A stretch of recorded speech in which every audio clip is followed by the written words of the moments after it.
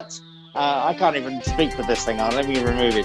But now every time I see one, I kind of want to blow it up and people have to hold me down. I want to know what that shadow is behind you on the wall. Oh no, not again! Oh yes, it's come back. Is Nien Nunb dead?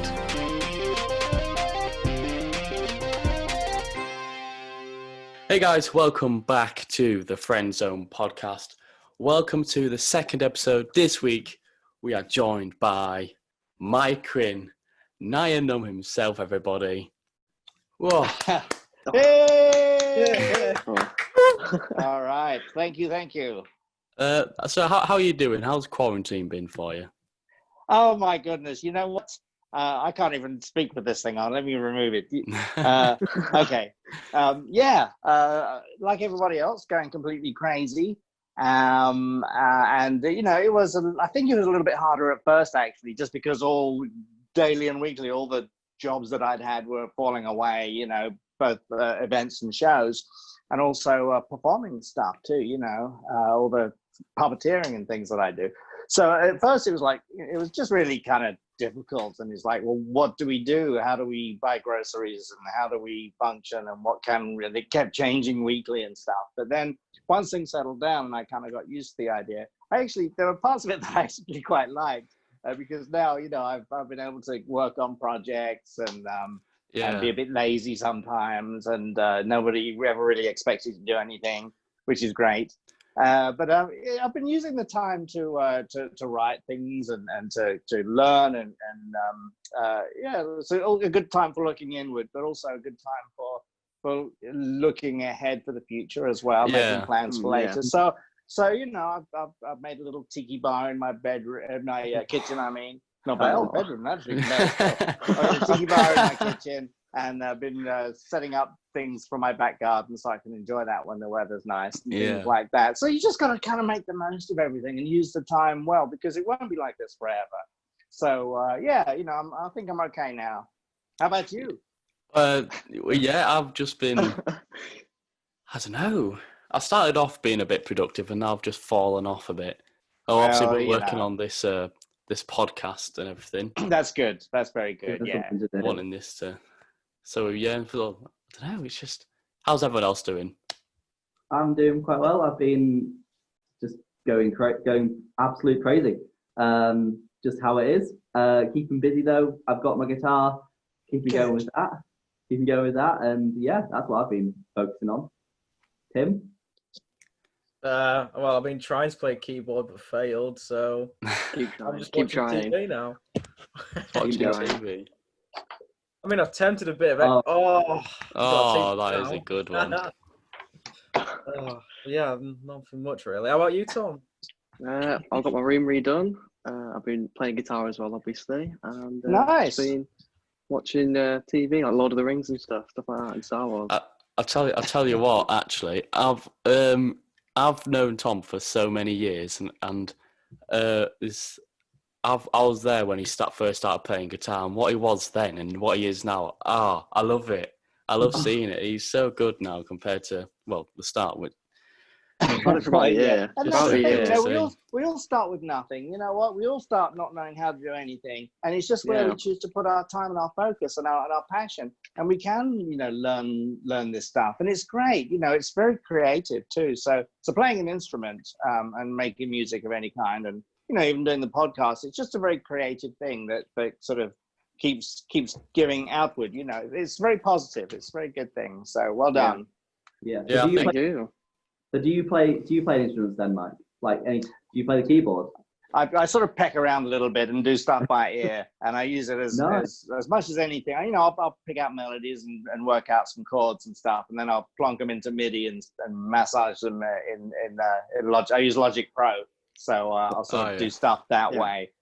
So I'm not an official keyboard or piano player as such, but again, it's something I'm working on and enjoy, and we'll be definitely doing a lot more of that, you know, over the months and years for sure. I guess general creator, music creator, maybe is what I would like to be considered as. You know, a little bit of writing and learning some production techniques as well for music, which is really great, really exciting.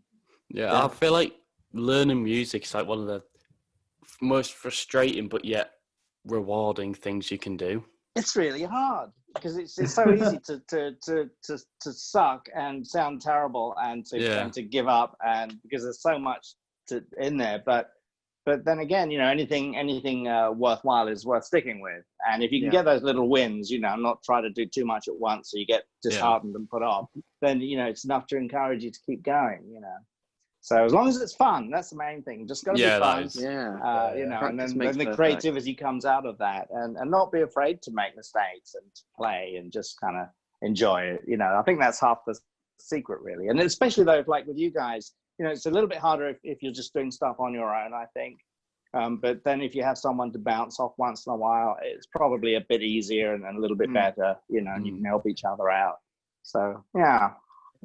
Well, I remember like at lunchtimes during college, we would all sneak into the music rooms where you meant to reserve if you're a music. We're all drama students. None of us are music students. Brilliant. But we'd all just sneak in and have like just mess around with the instruments for a bit, for like the whole hour. That was fun. Hey, it's the arts. They're all connected. Music and performing and acting and writing and and that's the thing. It all crosses over, like with what I've done, especially with Muppets in particular. You're acting, you're puppeteering, you're doing creatures, you're singing. You have characters that are trying to play instruments realistically.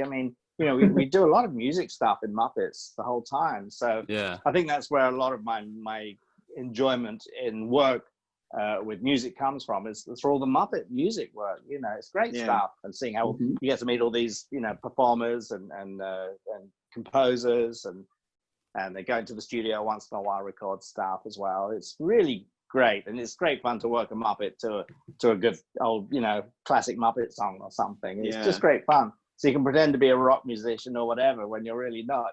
So it's a bit of a cheat, really, but it has sort of helped spark my interest in it a bit more to have fun with that myself. Yeah, and maybe at some point in a semi-professional or professional level. At the moment, I'm just I'm not a professional musician, but where is that line when what is a professional musician, right? Yeah. Nobody knows. Because if someone pays you £1 for a tune, then maybe you become professional. I don't know. Who knows? Well, talking about the Muppets, what's it like, operating Muppets? I've seen behind the scene pictures and all, but what's the behind the scenes? It's crazy. It's really weird. It's really amazing, silly, stupid fun. It can be really hard, physically hard and taxing and painful. It can be just so many different things depending on what you're doing. But it's always special. It's always different too, though. That's the thing, because every time we do a new production or a new show, it's different again. New scripts, new dynamics, whatever. New crew sometimes new puppets, new characters. So you're always doing something different. So it's never dull, it's never boring, but it's also quite surreal because you're sort of animating this cartoon in real time. It's like a real life cartoon, and you're sort of distracted from it a little bit, and it's doing this whole thing, hopefully without thinking, like intellectually thinking about what you're doing to bring that character to life and give it life. So you're slightly removed from it, yet you're still, part of controlling that. I think the closest analogy actually is to playing a musical instrument. You don't want to be thinking about it technically, but you just want to play the music, and sort of just let it happen, let the muscle memory do all the technical stuff, and then you focus on the performance. So really working a puppet is a bit like playing a musical instrument. Oh, I would never have thought of it like that. Like, well, of course, I'm not a puppeteer, though, am I? So, but it's kind of like that. Yeah. So, well, sorry, go on. Okay, cool. So, like with the Muppets, what did you ever get to puppeteer any of the big Muppets, or was it? So which was your favorite or most memorable? Yeah, because when I first started, I was brought in on the Great Muppet Caper. It's almost 40 years ago. I think this August will be 40 years on the Great Muppet Caper at Elstree Studios. They just finished Muppet Show. And so I was brought in, I was like 16 and brought in as a background puppeteer. So I was just working Muppets in the background. I think the very first one I worked was a Swedish chef leaning out the bus as they arrive at the club.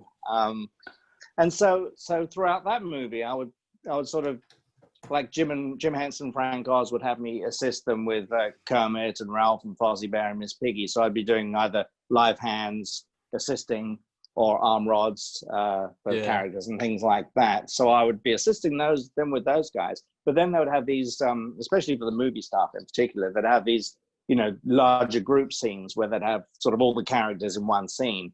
But quite often, like each of the main Muppet performers would have 3 or 4 characters of their own, and they couldn't perform them all at the same time. So then they would bring in people like me to, like, say, for example, when Jim was doing Kermit, then he'd put me into Ralph or Dr. T, which was another of Jim's characters. So we'd sometimes have a line in a scene that we'd cover in the wide shot, and then Jim would have to go in and do it in the close-up, or dub it in post-production, or sometimes I'd do a live voice once in a while and use mime to the live voice if they want to keep it in a wide shot. So right from early on, I sort of learned to mimic their puppeteering techniques. Each puppeteer had their own sort of style, just like a musician, you have your own playing style, your own timings and the way you use just the way you, I guess, interpret stuff. And it's no different to a puppeteer. Jim would have one style and Frank would have another, and all the puppeteers would each have their own sort of, the way they would hold their hand and muscles and work things and their own timings. So I tried to learn that early on and mimic that. So when I went into one of their characters, I could emulate make it look like it was, Miss Piggy or Fozzie or whoever, or Gonzo. So basically, I've worked them all many times over the years, including Kermit once in a while. I find him very hard to do though, because there's nothing inside the head. He's just, fleece with the cotton lining. And he was built originally, obviously, to fit Jim Henson's hand. And Jim had very large hands. And I've got just like kind of, little normal, like, I don't know what these things are. So the way I have to hold my hand inside is really very specific to try and fill out that fabric, and yet be loose enough and fluid enough to still sort of, for people to think it's Kermit, So ones like that are really hard, and the slightest thing off gives it away. It just looks wrong. If your hand is the wrong shape, or if you're too tense or too flat, the eyes kind of sink down, and it's just he's like, I think, the hardest one for me to do. And then others like Miss Piggy are really hard because she's all foam, and if you sort of hold your hand wrong inside her, then her nose kind of sticks out really weird. It just looks wrong. So you kind of have to shape your hand right to fit in there, and with a lot of these characters, less is more. So, but each one has their own needs, I think, as well. So. But it's great. I mean, it really, working Muppets is always a special thing, and it's what I started out doing. It was my first love, my first passion, professionally, anyway. So, so when I get a chance to go back in and do that stuff, it's always just really special to me, and and I miss it when it's not happening. I assume we would have been doing more, by now, had we not been in this situation. So we have some new stuff coming out end of July on Disney Plus. So Muppets Now. Yeah, we did that. It's a series. We did that late last summer, around the same time as the Portal commercials on Facebook. I don't know if you saw those Muppet Portal ads. I don't know. Oh, I think I might have. Yeah. So we did that sort of around the same time. So there'll be more. I mean, Disney wants to do more Muppet projects and things. So just when we can all get back into doing it, really. Yeah. Yeah. Well, I mean, the Muppets are very, very iconic for everyone, I think. Yeah. I'm happy they're bringing them back, because we didn't get to grow up with the Muppet Show, but now people can with this new show that you said is coming out. Yeah, they've got a good home, I think, with Disney Plus. I mean, they did that series 4 or 5 years ago, whenever it was, but which was on ABC, one of the the networks in the States that Disney owns, and it was just I don't think it's the best place, the best home for Muppets, because it's primetime television is so competitive, and so kind of fickle over there anyway, but maybe less so in the UK. But I just didn't feel it was a healthy place for Muppets to be, where they could just kind of be left alone to do their thing. And now that they're on Disney Plus, I think it's the perfect home, at least for now, while they kind of reestablish everything and work out, okay, what do we really want to do? You know, what do the fans really want to see with Muppets, and what do we enjoy, and what ideas do we all have? So I like the direction that Disney are going with Muppets now. We're all very happy and encouraged with what looks to be the future of Muppets. So I think they're in a good place right now. So that's actually a positive. Yeah. I'm a glass half full guy normally. Yeah, well, it's good to be it's best to be glass half full instead of half empty. Yeah, so three-quarters full is even better. If it's got a nice Mai Tai or cocktail in there, then it's even better still.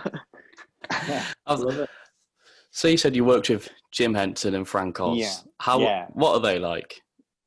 Yeah, interesting. Jim was very. I mean, if it weren't for Jim, I wouldn't be here right now. That's for sure. Doing this, he had this ability to sort of see potential in people, even if they didn't necessarily know it themselves. So to give a 16-year-old a chance working Muppets, I mean, who does that? Nobody does that. But that was the kind of guy that he was. You know, he was very nurturing, really, and would just sort of let people find their way. You know, what was their thing. So he was very approachable and very creative, very fun, very easygoing. You know, he liked to. I got the sense he didn't really enjoy the business side of the company, and as the years went on, it got more and more successful and it grew, and I think that bogged him down a bit. But when he got the frog on, and him and Frank would be together doing Kermit and Fozzie doing some stuff, they would start improvising and they'd just be laughing at, just crying with laughter, just enjoying the process of that. Frank was in a way, he came across a little bit more serious. Frank is technically a brilliant puppeteer and performer. Frank would approach his characters more like I think an actor would approach their character, where he'd sort of want to know the backstory and what makes them tick, the motivations, and what are their flaws, that kind of thing. So that was very much so. In a way, Jim and Frank were a bit like Ernie and Bert on Sesame Street, where Bert was a lot sort of more regimented and sort of everything had to be a certain way. And Ernie was just like, oh, let's have fun and throw things in the air and see what happens. and in a way, I mean, Ernie and Bert were a little bit like Jim and Frank to me, but yeah. Wow. I think I want to talk about Star Wars. Star Wars, I've heard of that. Yes. You've heard of it? I think, I've heard of that. I think it's a little on. upcoming, franchise. Right. So, I mean, have you been keeping up? Somewhere. Have you been keeping up with the franchise?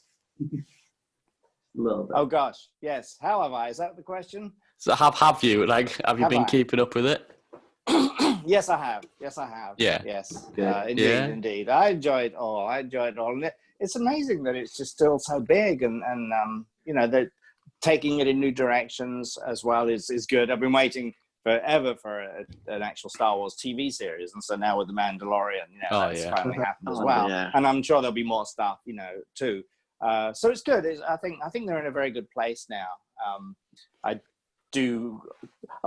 was actually happy that Disney had bought Lucasfilm, because I knew that George was kind of done with it and nothing much was happening. Yeah. And that Disney had the best distribution and all that kind of thing. But, Lucasfilm still is autonomous, just like Marvel has autonomy within the Disney company. So, and they've taken on has been almost an impossible task, I think, in a way. Because you can't please everybody, and it's so huge. And then they have all the shareholders and Disney saying, but it must do this, and it must be released by this time, and it must cost more than this, and it must make this amount of money. And, and yet somehow in that you're supposed to write a script and create something, just that everyone loves. It's an odd thing that reconciling business and art, right? I mean, that's the age-old question, isn't it? Yeah. So they've had to do that, and they've worked really hard, and I'm grateful for everything that Lucasfilm has done and tried to do for all of us and for the fans, and they do have a lot of integrity. I think a lot of people don't realize that, looking in from the outside. Yeah. If there's a film that's made that they don't like or whatever or something, they don't realize that, they're just like everyone else, just trying to do their best, with what they have. But I've got a lot of respect for Kathleen Kennedy and all the guys at Lucasfilm and JJ and Ryan. They've all been really amazing to work with, and how they do what they do, I think they are superhuman. So yeah. I mean, it is a gigantic task to be like a company just tell you, oh right, you're directing Star Wars now. Oh, not just any Star Wars, the next chapter with these characters that everyone loves. Yeah, and you've got to sort of satisfy the old school, but also introduce a new audience as well. And it's an impossible task, and it would be all-consuming. I mean, I'm sure for JJ, for example, that was his life for a couple of years. Hands down, between pre-production, production, and post. I'm sure those guys don't have a life during that. It's an enormous task and very daunting. And I think that's initially why JJ was saying, well, I'll produce the other stuff, but I won't direct a second Star Wars film. Yeah, of course. It was good that he finished it up with the last one. I was always hoping that he would, and I guess they talked him into it. And he's great. He's really amazing to work with. Very smart, very creative. Again, very approachable and very fun. The best directors are the ones that you can go up to and say, hey, why is this? Or can I try this? Or what do you think about that? And they're like, oh, yes, no, maybe, that are open to stuff. JJ is actually I was quite surprised, because you'd think that when you go onto the set of something like Star Wars, that it's just so technically difficult and involved and intricate, and there's so many moving parts and hundreds of extras and goodness knows what. It's insane. You'd think that everything would be sort of storyboarded down to the last little piece and everything planned, and you cannot move from that. But no, actually, you go onto a set and they can rewrite lines of dialogue and redo scenes, and we can do pickups later and change things if they decide it's not working. So it's a very, very organic, fluid process on set with JJ as well. So it's like they have a structure, but then he's not afraid to sort of massage it and sort of just hone it down. So, and then when he gets his take, it's like, that's the one, So we'll do a series of takes, and he'll like maybe move people around a bit, or maybe change cameras and maybe change timings and do a bit of dialogue, and he'll just massage the scene, and we'll do a take after, several takes. And then it's like, that's the one, and he knows that's it. And then you move on, that's kind of how he works. Yeah. So it's a very, very creative way to work though, Yeah. Because we're all human, and I guess he needs to see what the reality is separate to what's on paper. Yeah. Was it very different working with, did you ever work with George? I did. Yeah. Yeah. I mean, on Return of the Jedi, he was around, of course, for that. I mean, he was around on Labyrinth too as a producer with Jim Henson. So we saw him a little bit, but I didn't really interact with George Lucas on Labyrinth as such. But a little bit on Return of the Jedi, because George actually directed the cockpit scenes with Nien and Lando. So it was like halfway, 3/4 through the film, and they were getting a little bit behind. So Richard Marquand was actually directing the Rancor pit scenes on another stage, and then George took over the cockpit stuff on our stage. And then obviously Richard Marquand would see what was going on, and they must have been looking at video feeds and talking with each other. But George actually directed those scenes, which isn't really talked about. But So was it very different working with George and working with the others? Working with James? George basically, he's pretty quiet. And again, you can go up to. I was never afraid to go up to George and ask him questions and stuff like that, and I think he would appreciate that. But I think George liked for people to find the thing themselves, and then if it was off course, he would then steer it, rather than sort of try and force you into his vision of how things should be. He'd let the performers find their thing. So I had a Yeah. lot of free reign, to be honest. You know, I'd say the same is true even with the new directors too. They pretty well let me do whatever I wanted, and Yeah. I assume that, you know, if I'm doing something wrong or that's not quite what they need, then they would tell me, you know. But for the most part, I've been allowed to make my own decisions on things, and I've just been left alone to do whatever I want on all 4 films. So That's amazing. That's good, yeah. That is really good. Well, did you voice Nien as well? in English, yeah, because English. in the original script in Return of the Jedi, you know, it just said he chatted a liquid alien language or whatever, you know. It wasn't really written out, so they knew it was going to be you know, an alien thing, even when we were filming it, but it wasn't scripted. And they gave me my sheets of paper, and it was like 5 or 6, 10 sheets, I don't know, of the scenes, you know. I don't remember how many it was, but you could tell what Nien was saying to me anyway from Lando's reaction, you know. So I thought, well, I can't just make stuff up, because not only will it just be silly and not have any actual emotional meaning to it, but it's not really going to help Billy D. Williams either, just with me going, yeah. It's like rubbish. It's just rubbish. It doesn't have any emotional cadence in any way. So I, in my pencil, and sort of wrote on my scripts, you know. It's like, okay, well, I think he's saying this, and I just sort of very lightly pencil it in, knowing I could rub it out, you know. George didn't like it. So I went up to George and said, you know, can I just say this in English, because I was putting down a guide voice, you know, for post production. And he sort of read it over, and he just looked up at me and said, yeah, that'll be fine. And that was it. So I basically wrote my own dialogue and spoke it in English, and then Ben Burt sort of used that in post production to match what I'd done and the emotion of what I'd done, and that kind of thing. So that's how it worked, and that's how it sort of works to this day, with the exception of the Rise of the Resistance ride at Disney, because that all had to be carefully timed with all different components of the ride.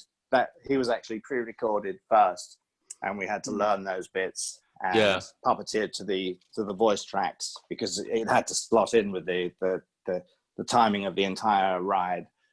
So that's the exception. But normally on a film set, we just speak in English, and they'll just match stuff up in post. So. Well, speak about the Ride of Resistance. Tom, you were meant to go to Galaxy's Edge this year for his birthday, but well, quarantine happened, didn't it? Yeah. I've not ridden it yet, so I'm looking forward to doing that. But it's the most complicated thing I've ever done, and it looks pretty amazing. I'm sure people cry when they go on that thing. Planet is really good. It does look really good as well. Yeah, just so immersive and everything. Yeah, exactly. It's just like being in a movie, you know. Yeah, being in suddenly you're in the movie. It's great. It's really, really fun. So it's nice to be a part of something so that millions of people are going to see for hopefully quite a long time. You know, I hope they keep the ride in there for a while, and I hope I get to see it at some point as well. I might try. It'd be amazing. It'd be quite weird seeing all that stuff, you know, play out in front of it. When they have the animatronic of Nien Nunb, you know, flying that transport ship as well, and then we did video stuff of the face at the same time. So it's going to be quite weird seeing that, you know, sort of play out in front of me in real time. Strange. I want to. Okay, so we're going to do a few. Fan theories, not a fan theory, but this is Nien Nunb in The Mandalorian. What are we saying? Okay. What are we saying? Yes or no? Do you want him to appear? Maybe he's 100%. And I think certainly theoretically he could actually, because of the timeline, it all works perfectly well. Yeah. And you know, he'd be around somewhere doing some stuff. So it's absolutely, and I think I'm sure those guys will be open to any of those possibilities if it was put to them. And oftentimes, you know, they're focusing on maybe the central story, or it just doesn't occur to them. But, you know, I think a younger Nien should have been in Solo. But I just don't think, with Lando or something. I don't it occurred to them. And when I knocked on the door and said, "Hey, Nien Nunb could be a younger one, and him could be around here somewhere," and it was too late at that point, because they were so focused on, okay, we've got to introduce Chewie, and it's all about Lando and Han and all that kind of thing. So they were kind of focused on that. And I suspect had they maybe thought about it, they might have thought, yeah, let's put him in there. That might be fun. So maybe it might be the same Solo too. Yeah. So yeah. Oh. Maybe not Solo. Slightly higher. Maybe Lando. Lando. I think a Calrissian not bad. series would be good. That's quite good. That's with not Donald bad, Glover. Because he's fun. He's a fun. He's such a good character.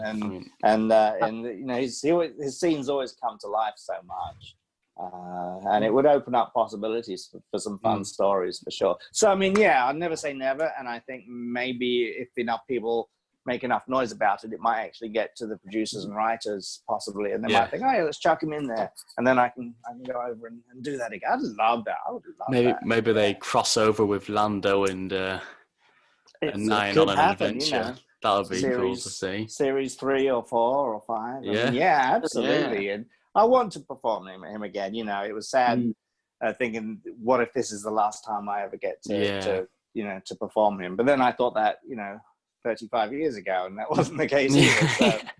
So, I feel like that's the one of the craziest things about Star Wars is that you could leave something for so long, and then one day you could be like, oh yeah, you're coming back now. Same character, so many years later, you're coming back. Yeah, it's just wild. It's wild. And it was interesting because people would sort of recognize him, on the set, the extras and crew and stuff like that. It's like, oh yeah, that's that guy from the Falcon there, from Jedi.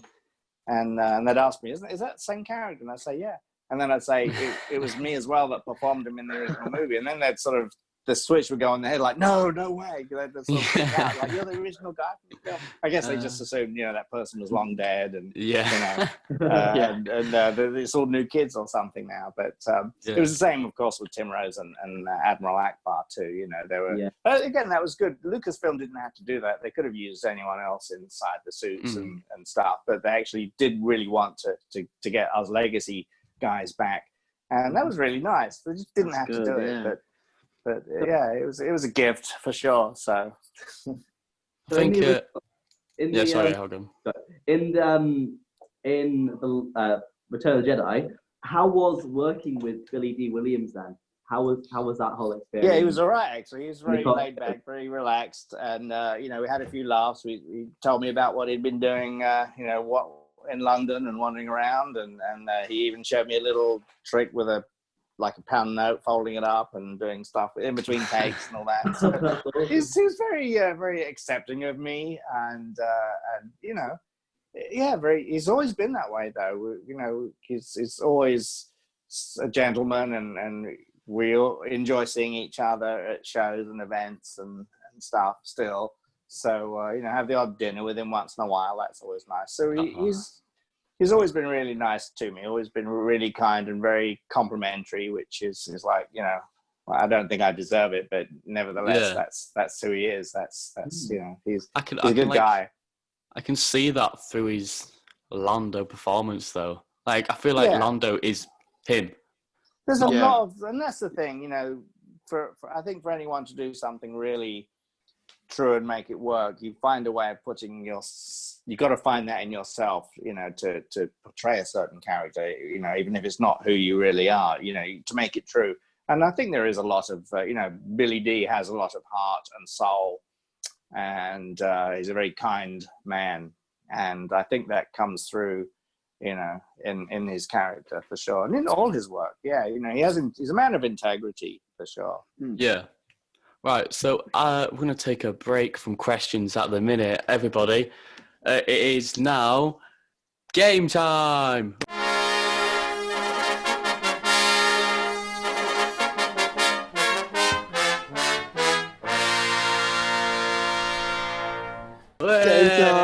See ya, bye. I'm going to play games now.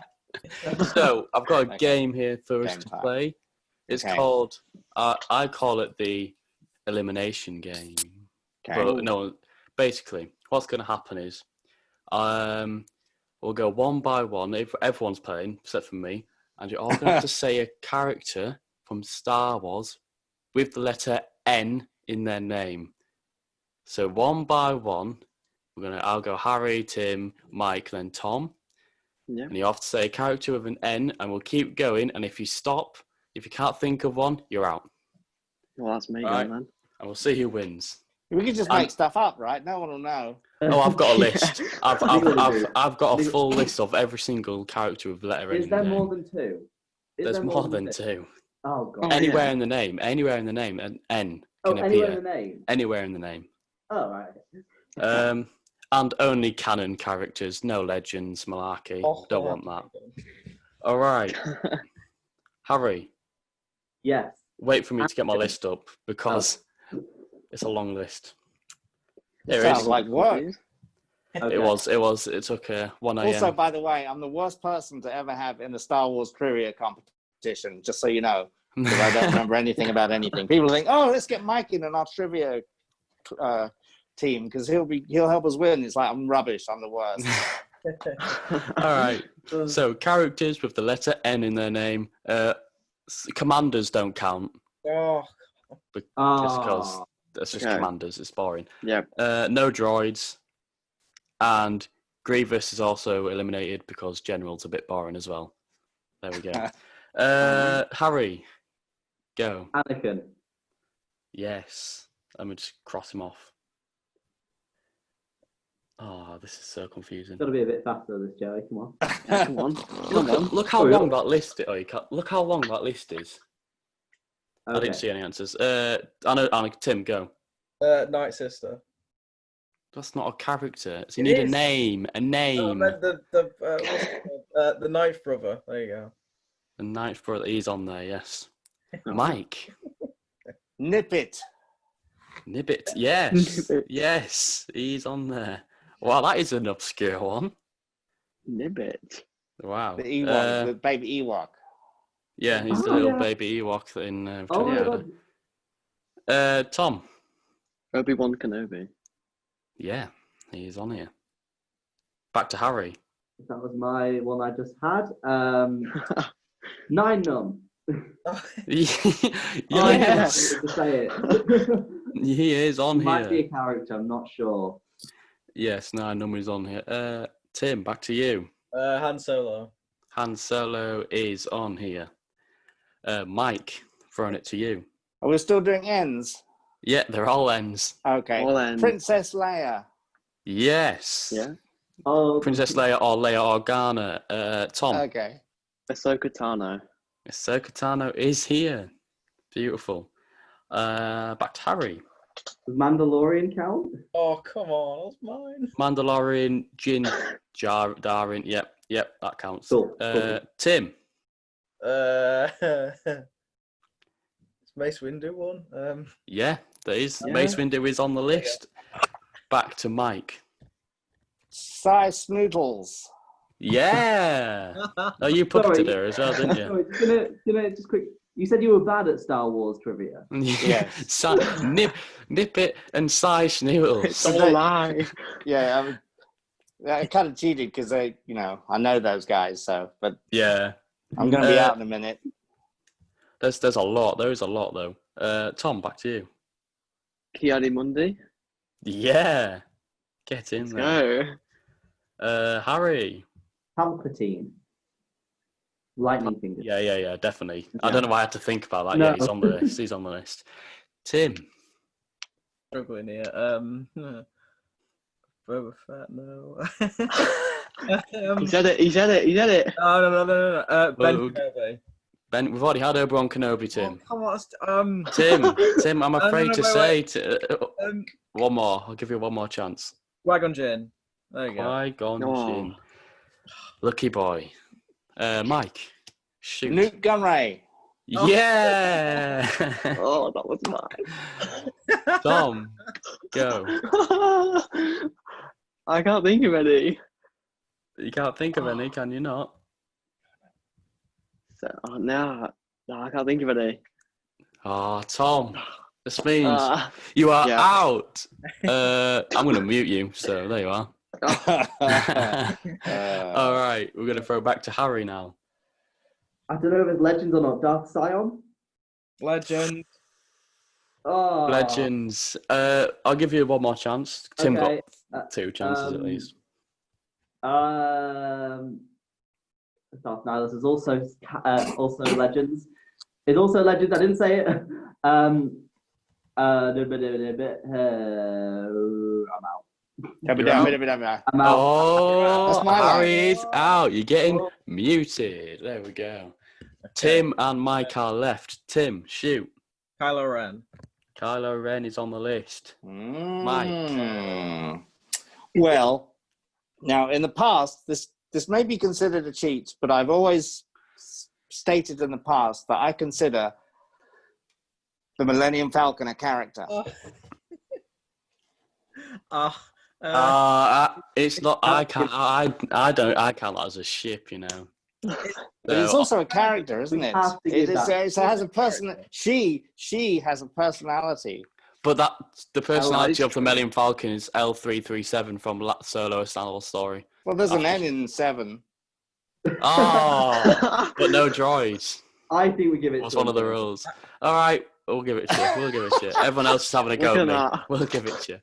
Whatever. Tim. Oh dear. Tim, go on, Tim. Count Dooku.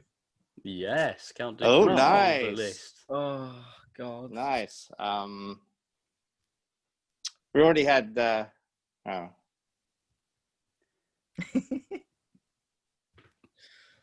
Yes. Oh, has he got one, Oh, Mike? Did we already do Mace Windu? We did, didn't we? Yes. Yeah, we did. Okay, we did him. Let's see. Hang on. Hang on.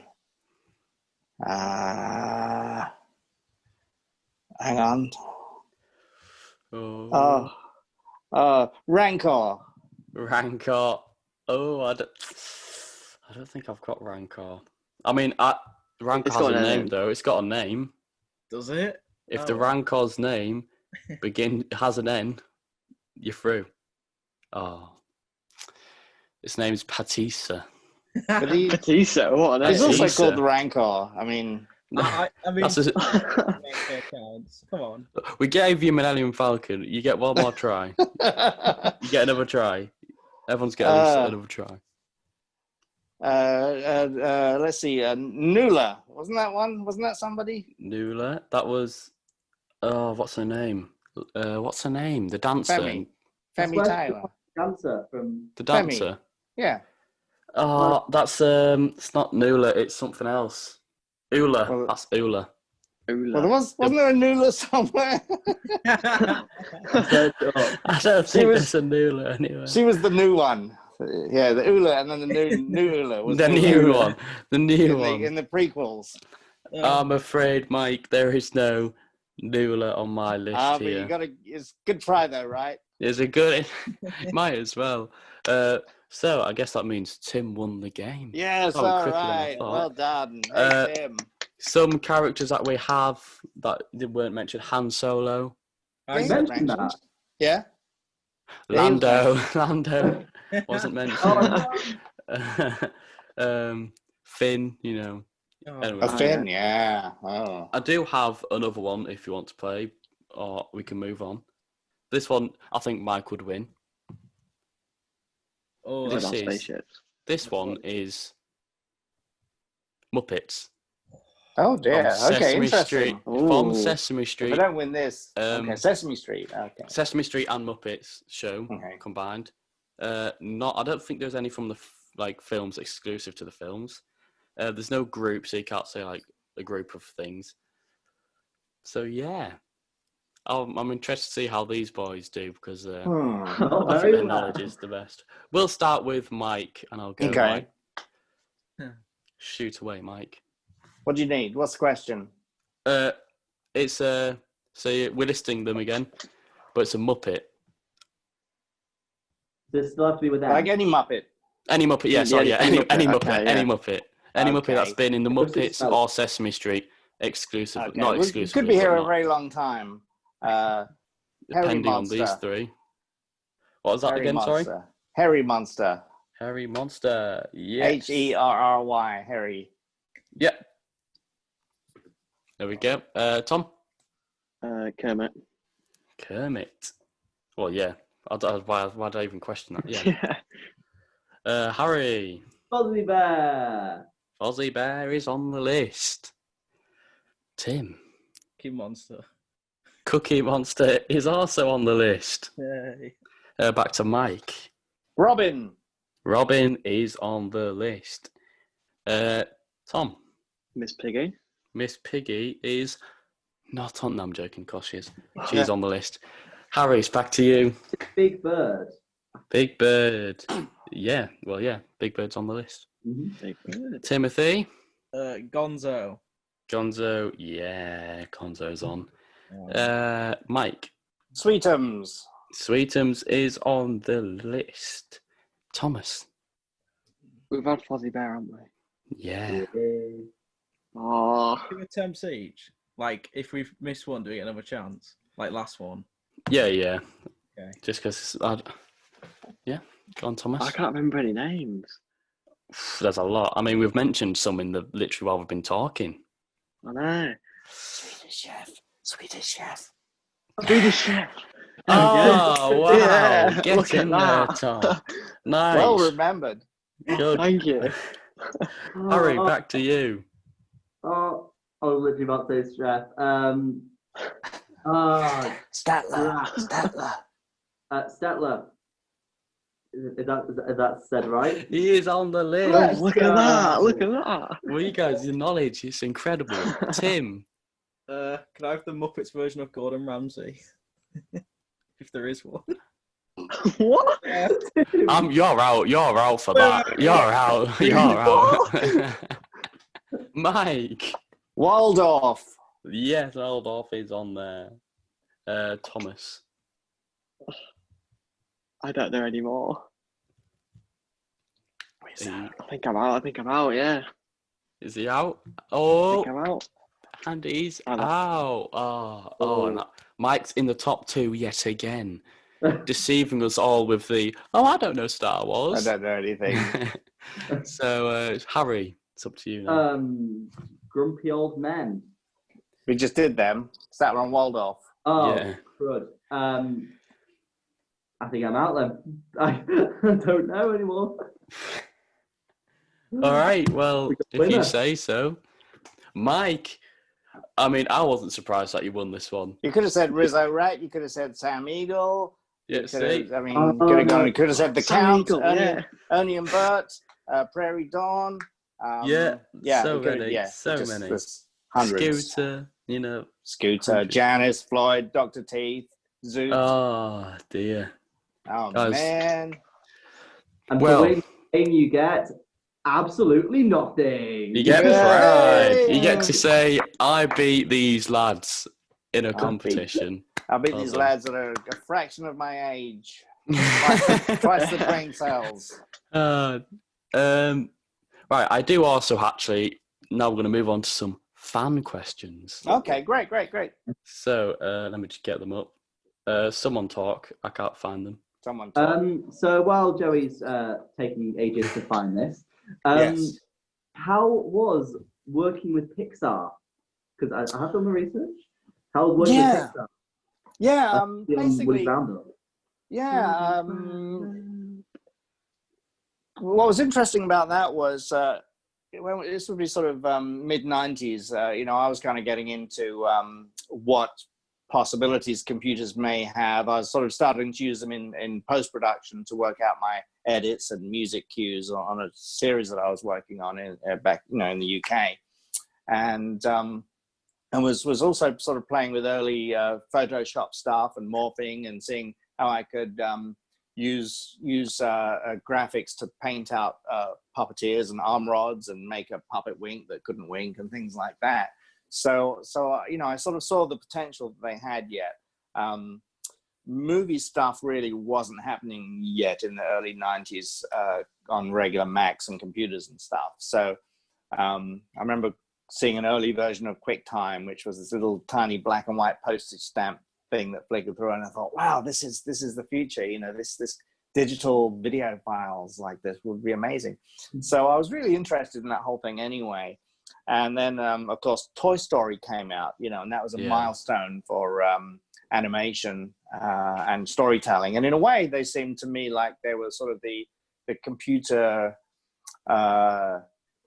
the equivalent of Muppets in a way, because they had these strong characters and good storytelling and great animation. So it was sort of like the other side of the coin in a way to what Muppets were doing. So I saw it as another way of acting and bringing characters to life, just like you would with a puppet, only with maybe a little more control, because you can control every little part of every digit and every, you're not restricted by a puppeteer under there or what the puppet can and can't do.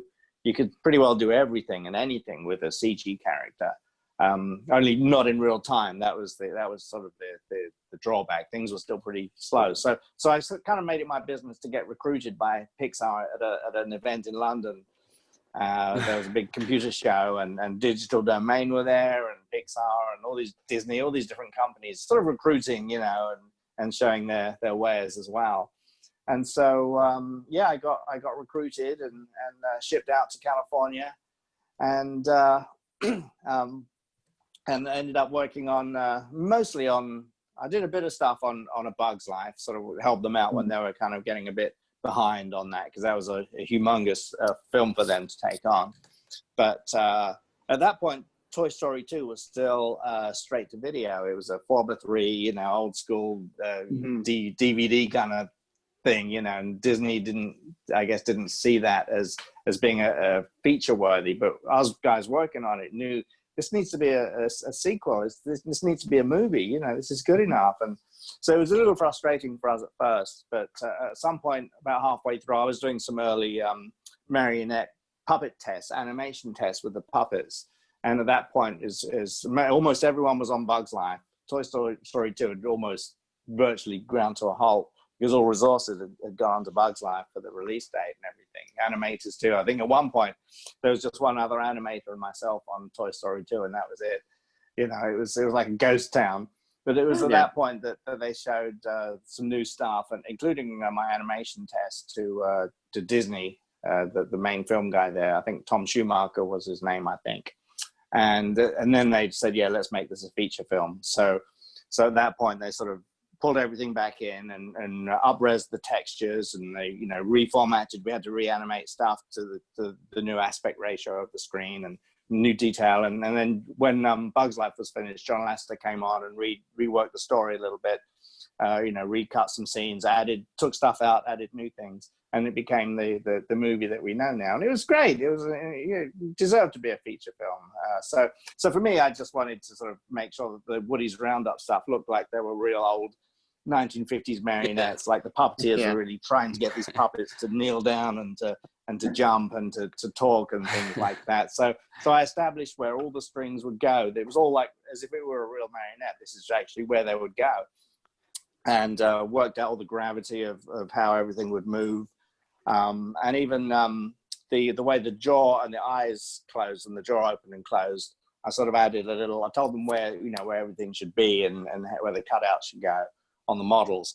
But I said, imagine if it's a real wooden head and there's a little rubber stop in there, so it kind of bounces every time it hits that little wooden stop. So I added those into the jaw and into the eyelids and stuff, like they're pulling the string and it's hitting that little stop and it sort of bounces. All stuff like that, little tiny things that just kind of made it a bit more real and less hokey, less kind of jokey. And I think it was a good way to go, definitely. Yeah. And then from there I went on to ILM for a year as well and worked on Attack of the Clones as an animator. And 6 months, and then another 6 months on Jurassic Park 3, working animating dinosaurs. Yeah. So in fact it was the other way around. I think I did Jurassic Park 3 first, and then on to Attack of the Clones. So about a year at ILM. They offered me to ask if I wanted to stay on and work on Ang Lee's The Hulk, and I decided it really wasn't for me. Someone else probably wanted to work on that a lot more than I did. So being a puppeteer and all that, I thought, okay, I'm good. I'll let someone else take that job. And that's insane to think. Like, if that hadn't happened, we wouldn't have like all of the Toy Stories that we've got now. Then, like, if it had just been left as like that, Yeah, that would have been it. Maybe a couple of straight-to-video films, who knows? But No, yeah, shame really. And all that money that Disney might have lost themselves, before Yeah. getting wise. But we all knew it should have been a film when we were doing it.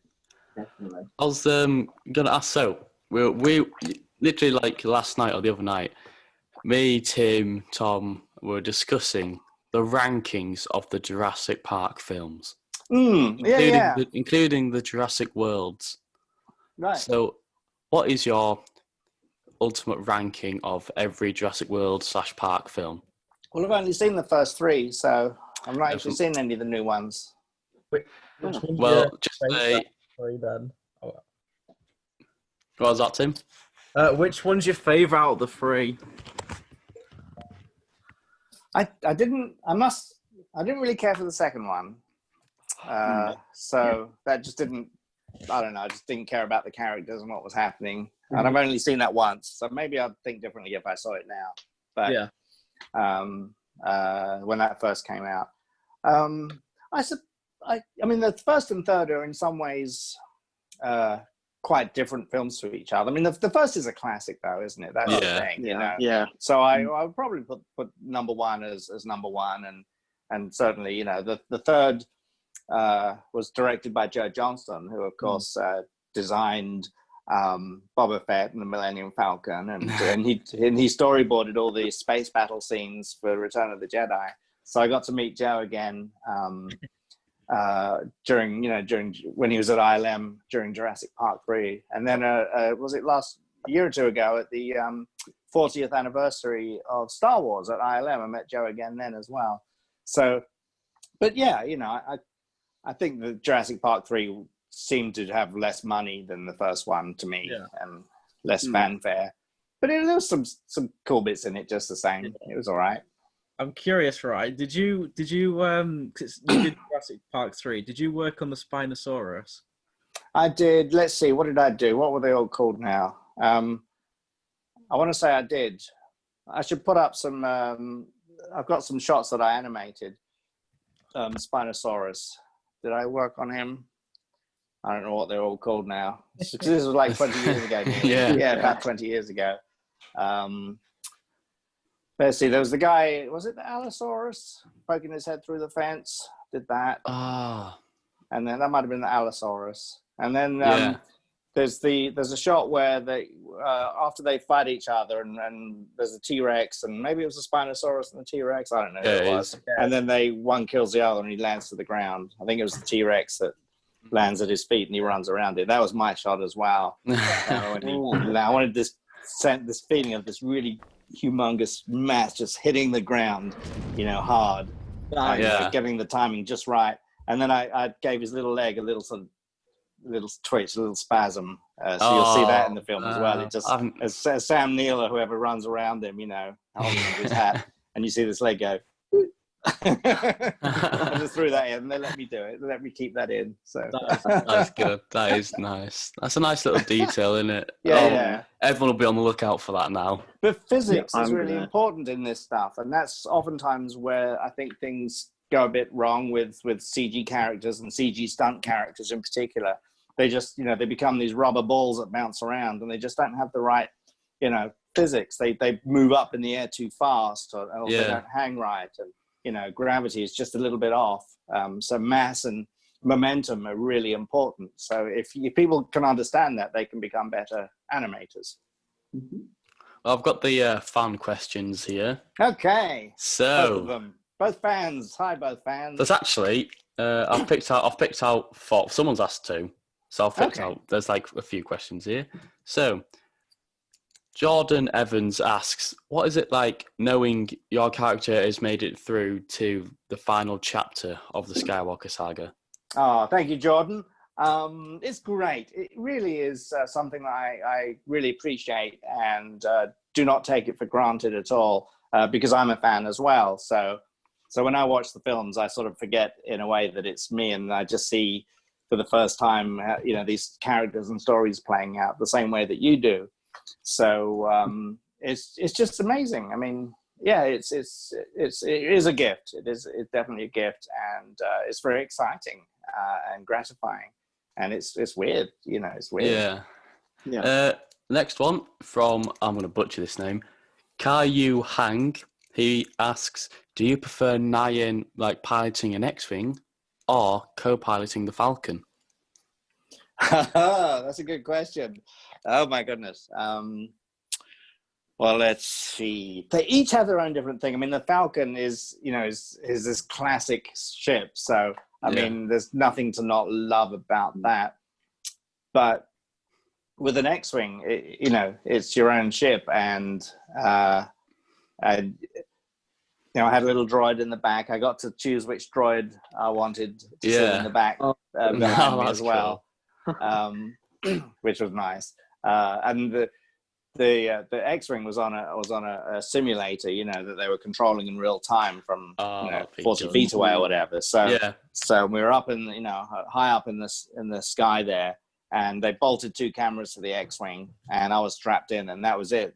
It's like on a wing and a prayer. But that was a rush, being inside that thing, not knowing what was going to happen, and we were kind of improvising. I'm going to look over here now and tell my face guy what I was going to do, and if I was going to speak, which I sort of count him in, going to say, watch out over there, and I'll count him down, 3, 2, 1, watch out over there. And then he'd know to move the mouth same time as I was doing the head, things like that. So they're just very different experiences. However, getting to fly the Tantive 4 in the last movie, which was, of course, the very first ship that we see in Star Wars. Getting the Death Star plans, and it's the same ship. And then, we did other takes of us flying around, and I got to take us in and out of hyperspace as well. So, you get to play at being, a pilot on these movies. So they each had their own special thing to me. We also did some B-Wing stuff that was cut in Return of the Jedi as well. So I flew a B-Wing. But I suppose the Falcon is still the ultimate classic because, like I said earlier, to me the Falcon is a character, and it just goes through all these movies. So speaking of the Tantive 4, there it is. It's falling apart. It's a really weak set, to be honest. All right. Blame Palpatine for that. It's been zapped. So, but and it's funny because when we went on to the big set where they had the actual ship there, in the last movie, for some reason it didn't click that was the Tantive 4, that they'd built in life size, in the soundstage, and I just didn't realize that's what it was. I guess if I was more of an expert, I would have said, "Oh, that looks exactly like the Tantive." So, amazing. I mean, it looks fantastic seeing that thing. Yeah, it did. It was all there, built for real. Amazing. Wow. I was happy to see it again. Yeah. Caillou also asks, how do you feel about an official Lego minifigure for Nien Nunb? Oh, we've been waiting for a few years. Yes. People make custom ones and they look good. But it's so unfair. It's like, come on, everyone needs a Nien Nunb Lego, guys. Bring it on. We've got the Funko Pop here, haven't we? There we go. Yeah, it's very good. There's mine. Yeah, which is great. And there's 2 of him, one with the helmet. Yeah, one with the helmet. But we need a Lego figure, and we also need a Black Series Nien Nunb as well. Have we not got a Black Series Nien Nunb? They haven't done it, which is crazy. That is. That's a big missed opportunity there. Yeah. So there we go. So we need those 2. I've also got a final question from the fans, Terry Cameron. It's kind of more of a statement. I don't know. Surely he should have been made a general by episode 9. And why hasn't there been a movie made about this legend? Because if it wasn't for him working out that the Alliance scanners were being jammed, the whole Endor assault would have been a failure. And he rescued Leia's people from Alderaan before it blew up as well in the backstory. Did he? Yeah. So he did that as well. And so Leia gave him that thing she wore around her neck was from her mother, apparently. And in one of the comics, she gives that to him as a thank you for saving her people. So cool. Let's see. The first part of the question was what again? Why is he not made a general? Why is he not made a general? He was made something apparently by the Force Awakens. He actually did have a title. I don't know if it was general or something else, but he actually does have a title. which can be looked up, I think, on the interwebs. And I forget what it was, whether it was General or something. No, it wasn't General. Commander? Commander? Might have been Commander. It might be Commander, yeah. Yeah. So he was given the title. But I think for Nien, he's not the kind of guy that wants to sit behind an office desk barking out orders because no one will understand him anyway. I think he's a guy that, like, give me my red suit, get me on the field, let me fly. I got these big eyes, I can look around corners and all sorts of things. So I think Nien was just the kind of guy that was more hands-on and just didn't want to become someone giving orders. He was a doer, I think. So that's probably the thing. But I think he was made, commander maybe by the Force Awakens, something like that. That is amazing.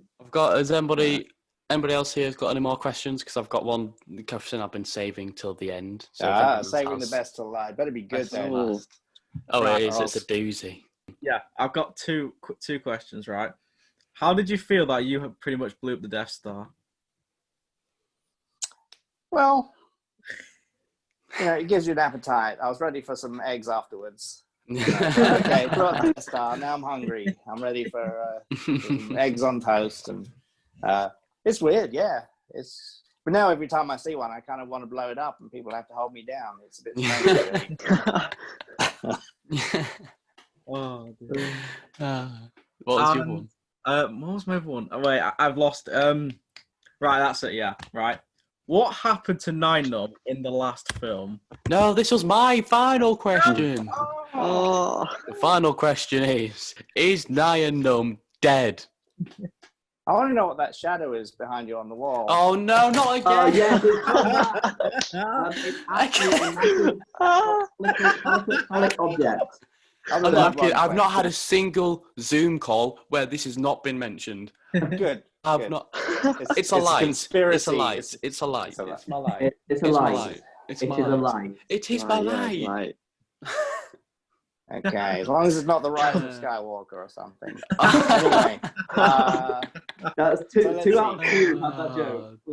We're not with Skywalker. Is what happened to Nien Nunb? Was that the question? Is he dead? Is he dead? In the novel, in the book of the film, absolutely 100%. He is completely dead. He's in a million pieces in space, I guess. For sure, absolutely, because they base that on the final screenplay and storyboards, which at that time is what was going to happen. So earlier in the film, he wasn't going to die. He was actually going to be in the. He had scenes with 3PO where they had a dialogue exchange, and Nien Nunb was going to be in one of the gun turrets in the Falcon at one point, shooting. So come on. So yeah, I was all excited. It's like, I was waiting for this stuff to happen. And as we got further and further into the film, and we didn't shoot Nien Nunb in the end. About halfway through filming, they did the end scenes outside, where they're all celebrating. Which was the park near Pinewood Studios there. And I thought, how come I'm not in here celebrating? Maybe I went off into space to help somebody else do something, or maybe I'm with so and so. Or it's like, why is Nien Nunb not celebrating? So we got a bit further along, and we were doing some pickups with Nien Nunb and a few other characters, and so I sort of called JJ over and said, "Okay, this has really been bugging me. I really need to know this. Does Nien Nunb make it in the final movie or not?" And he sort of looked down and said, he doesn't. But here's why. Let me tell you why. And so he explained to me, what was going on, and that Snap was also not going to make it, and these are the reasons why. Oh wait, I saw him die. Never mind. I don't know why I was so surprised then. So, yeah, and so I thought, okay, that's fine. I'm happy to go out a hero, and he's had good innings, and he would sacrifice himself and for the greater good. And that is the whole point of it all anyway, just as many of the other characters have. So just as like even Luke did, for that matter, and Obi-Wan did. They've all done that. They've all made sacrifices. So I thought, okay, actually that's good. Nice big classic, big go out with a bang, big finish. And I was like, okay. And then people kept asking me, is Nien Nunb going to survive? And I'd sort of say, I'd misdirect and tell them, what different things, because I didn't want to give it away. But, I was sworn to secrecy, of course. So we shot the stuff, and, they rigged up the inside of the cockpit with sparks and smoke and stuff like that. The stunt guys in the back and sort of reacted to it all. And then I thought, okay, that's it. And then about a month before the film came out, I was told that there was a shot of an exterior shot of the Tantive that showed it actually going down and exploding and whatever, failing in some way. But they cut it from the final edit. Well, So where you normally saw that it's definitely gone, it's definitely finished. They removed that, so it wasn't actually in the final cut. So you didn't actually see it did exist, but it doesn't in the final edit. So either they did it because it was a beat that didn't belong in the dramatic flow of the film, or they actually wanted to save the Tantive for something in the future, down the line later on, because again it is this sort of special vehicle like the Falcon in many ways. So I'm not quite sure. Something changed right at the end, so it kind of looks like he dies, but you don't actually see it happen like you did originally in the original edit. And then the next thing you hear is Poe saying we're back online, and then everybody lights up again and they all finish the thing. And then right near the end you do see something that I believe looks like the Tantive 4 sort of landing over the trees near the end. And I think that's the same ship. So it's kind of ambiguous. Usually though, like with Snap, you saw that he crashed against that whatever, and you saw him. Usually they make it very clear when somebody is gone, they show it to you. They show you he's gone. And they didn't with that one because they cut that shot out. So that suggests to me that it didn't look like he died. A lot of people insisted that he did. And that's fine. But I would have, if he did, I would have really liked to have seen it properly, And because it wasn't shown to us. I'm thinking that he probably lived. It looks like he lived, really, to me. And I think Filoni has that. Someone sent me a picture of Dave Filoni with a shirt saying Nien Nunb lives or something like that. So I don't know what the official word is on it. But to me, it felt like we didn't really see it like we should have. So I wonder if they backpedaled on it, possibly to save the character or the ship for some future thing. Maybe, right? I don't know. Yeah, well, the novelization probably would have been written before the final cut was released. It was written before the final. It was all done before the final edit was done. So it was. The script was the novel was based off of the script and storyboards that they had. So from a few months, several months beforehand, basically, is when they would have got that, if not more. So the script, the book, the novel is correct at the time of when they were given the information, but just in the final edit, I just don't feel we see it, So what we're saying is, Nien Nunb's not dead. Bring him back. I think potentially bring Nien back. Yeah, if they can bring Darth Maul back. Yes. Yes. So absolutely. Well, there we go. It's good though, right? It is very. It opens it up for all kinds of debate and speculation and theory. Theories. Star Wars community loves theorizing about anything Star Wars related. If anyone yes. Sorry. Anyone watching this? # bring Nien back. Bring Nien back. We got this. Bring Nien back. All right. Before we go, have you got anything to promote at all? Let's see. I've just opened up until the middle of July, so that's about another month, isn't it? Where people can mail in stuff for me to sign. And I haven't done that for about 2.5 years. Looking back at my timeline there, so while I'm in lockdown here, it's a good time for people to send in whatever they want for me to sign. I've also got opened up a little shop with some 8x10s on there too, because I'm not doing any shows right now. So if people want to get stuff, that's a good way to do it. So they can go to, what is it called? It's www.qzopia.com/autographs. Whoa. And I'm sure that people can look it up if they'll find me on social media and find it that way. I'm not hard to find. So, but yeah, they've got a month basically to send stuff in and get it signed if they want. And the price comes down a little bit if they get multiples. If they get 2, it's a bit cheaper. If they get 3, it's a bit less still per item.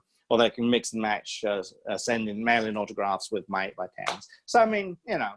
And then if people want to learn how to be a puppeteer for film and TV, I also have my academy, my Secrets of Puppetry Academy online. And I've actually got, normally it's $197 lifetime membership. But right now I've reduced it to, 60% off. So it's 80 something. And I've also introduced a split pay, so they can pay 38 or whatever 1 month, and then the same again the second month as well. So there's a coupon. I've got 100 coupons of that available. It's on my websites and stuff, or they can ask me. But so they can get it for 60% off and pay it over 2 months as well, and get into the academy and learn all the stuff that I wish that I'd had when I was starting out, trying to learn this stuff. So those are the 2 things that I think people should know about at the moment. Yeah, well, that sounds really good. Secrets of Puppetry. Secrets. Find me on social media, and I can point them in the right direction. Link all your that down socials below in the description. Yeah, thank you. So I guess that's it then for today. Mike, thank you so much for coming on the show. It's so appreciated. Really nice. Thank you so much. It's been good to meet you all, and I'm sure I'll see you at some point in real life as well. Right? Yes, I was going to say.